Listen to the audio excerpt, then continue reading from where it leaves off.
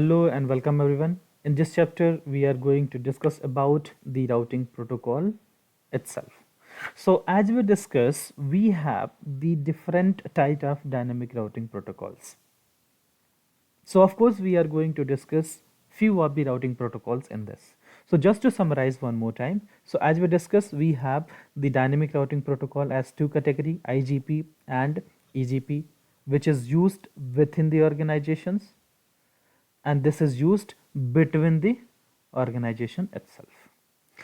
And these two protocols are further classified, like this is your exterior distance vector protocol and the link state protocol, two categories of the same. In distance vector, RIP version 1 and IGRP, link state OSPF and ISIS. These two protocols are modified and upgraded, made as RIP version 2 and EIGRP. So we are going to discuss in detail, we are going to discuss about EIGRP, we are going to discuss about OSPF as well. Apart from that, when it comes to your path vector protocol like BGP, yes, we have the BGP. So we'll talk about introduction to BGP also. Just introduction, make sure basics of BGP. So our discussion point will be EIGRP, we'll discuss about OSPF, we'll discuss about this BGP as well. So this is what we have the protocols to discuss in this, and in this chapter we are going to start with one of the protocol here, which is EIGRP, and let's get started with the same. So EIGRP. So EIGRP stands for Enhanced Interior Gateway Routing Protocols. So Enhanced Interior Gateway Routing Protocol is a major protocol which is used in the environments real time as well, you will find, but most widely used protocol will be your OSPF, ISIS and BGP. These are the widely used protocol you will find. In very few organizations you will find EIGRP here. So let's get started. So EIGRP, it is one of the open standard protocol. That's very important. EIGRP is one of the open standard protocol. Means you can configure EIGRP in any of the vendor devices. For example, I have Cisco, I have Juniper, I have Barracuda, HP, D-Link. Different vendor routers you can configure the EIGRP. It supports. But earlier it was Cisco proprietary. It was like you can configure the EIGRP in Cisco routers only, but it was a monopoly. What Cisco did, Cisco says we are going to remove this monopoly and you can configure this EIGRP in any of the vendor devices. So that's what it was, Cisco proprietary, but now it is Cisco open standard itself. Yes, of course, it is under the advanced distance vector protocol categories of dynamic routing protocols, and it is one of the classless routing protocols. As we discussed, if you remember, we have two different type of protocols you will find: classful and classless. As we discussed, classful routing protocols is basically they advertise just network ID in the routing updates, not subnet mask. Classless advertise network ID and subnet mask both. So this is best. Always classless is going to be the best. So that's where EIGRP is one of the classless routing protocols you have. And make sure dynamic routing protocols uses the algorithm to discover the neighbor and exchange the routing informations as well. So that's what EIGRP uses dual algorithm. Dual algorithm is all about diffusion update algorithm. And this dual algorithm is basically the complete operations of your EIGRP. Now, to select the best path in EIGRP domain, EIGRP routers uses the metric as a composite metric. As we discussed, metric is basically the criteria to select the best path. So EIGRP has the composite metric as a metric to select the best path, and always less composite metric will be considered as the best path. For example, if I have two value, let's say 1000 and then 100, 1000 for path 1, 100 for path 2. So always least will be considered as a best path. That's what your composite metric. Composite metric is basically one of the output of some calculation in which these all the parameters will be used. I mean, if you want to calculate the composite metric, you need to put up this all the values in some of the formula. This all the values in some of the formula. It's all about, it uses bandwidth, load, delay, reliability and MTU. But by default it uses, make sure by default it uses bandwidth and delay. Just bandwidth and delay will be used by default to calculate the composite metric. That's very important. When it comes to the router support, whether how many routers you can have in EIGRP. Remember, when it comes to static routing supports for a small network itself, like 10 router, 50 routers, or maybe maximum, let's say 50 routers you can manage. If you have more than 50, it becomes really difficult.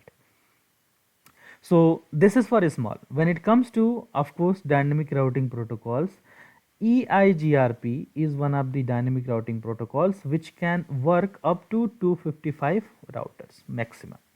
Make sure the maximum hop count is 255, but by default it is set to 100. You can change the maximum hop count to 255 if you want. Means if a router is connected to multiple routers like this and you have, let's say, 255 routers, the update can travel from here to here. It's very much possible. But if you have more than that, maybe you have 256 or maybe 257 or maybe 300, so the updates will not go to this. Make sure, that's very important. So this EIGRP can be used for small, medium and large size of organizations as well. 255 router is huge routers, huge network. So make sure this is what your hop count. EIGRP router sends the update to neighbor routers by using one of the multicast IP address, which is 224.0.0.10. It's like when we configure EIGRP between the routers, routers will advertise the routing update of EIGRP and with the destination address of 224.0.0.10, and this is one of the multicast address itself. As we discussed, the routers can select the best path. They can select the second best path if best path is not available, and also routers can perform the load balancing also. So make sure EIGRP routers, EIGRP supports the equal cost load balancing as well as unequal cost load balancing here. By default 4 path, but maximum 16 path. It's like load balancing by default it is set to maximum 4 path. But let's say if you have the same metric for multiple path, let's say 10 path you have with the same metric. So in that case, by default it will use just 4, any 4. If you want to use all other, you need to increase the maximum path to 16 or maximum path to some number. Then it will start using that itself. That's very important. So this is couple of points in terms of EIGRP characteristics and the basic. When it comes to EIGRP neighbor discovery process, make sure if you configure EIGRP between the routers like this, first of all routers will discover the neighbor. It's all about discover the neighbor, and they will establish the neighbors as well by using the hello packet. It's like, hello, I am router 1, who are you? They will send the packet which is called as hello packet. This router also will send, hello, I am router 2, who are you?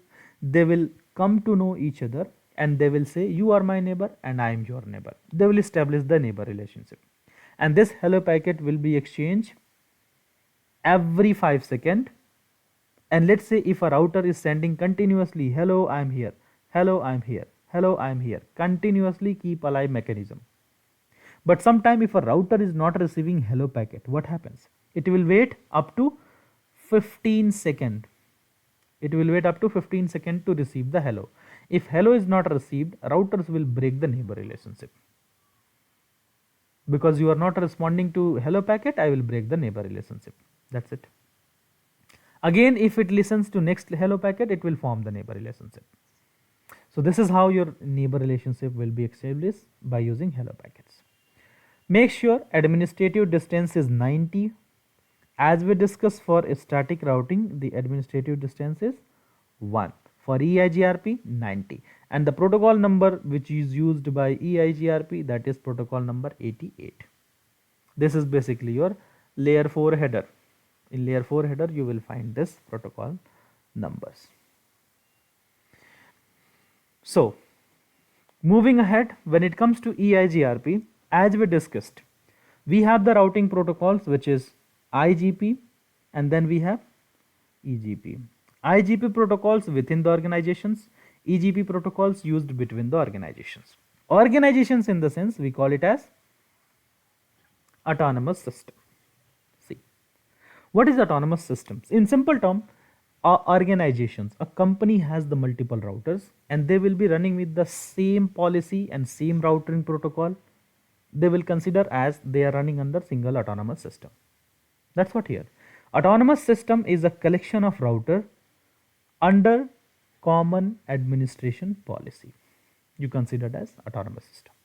And autonomous systems are identified by the number, and the range for autonomous system is 0 to 65,535. It's all about 2 power 16 is the value for autonomous system, in which there are some public autonomous system and some private autonomous system as well. Public is this 12 till 64511 is public autonomous system, and after that 64512 to 65,535 is private autonomous system. Means this is open, anyone can go ahead and configure and test it out. This is working over the public network. Since if you are going to perform the demo in your particular Cisco packet tracer, you can use any of the autonomous system number, because demo you can use 1, 2, 3, some number you can use. Make sure this autonomous system number should be same between the router when you are configuring. Then only they will form the neighbor relationship. So that's very important to remember. Okay. So what is autonomous system? Autonomous system is all about a single organization. How to configure EIGRP? See, you need to perform the EIGRP configuration by using this. Make sure IP routing should be enabled, that is important. Then router EIGRP, then AS number, some number, let's say I am giving 100, some number. Then network ID and wildcard mask. Make sure always you need to advertise your own connected network only, yourself connected network. And if you have these 2 routers, so you need to configure these 2 routers in EIGRP. So configure EIGRP here, EIGRP here, and advertise this network ID, it will send to neighbor router.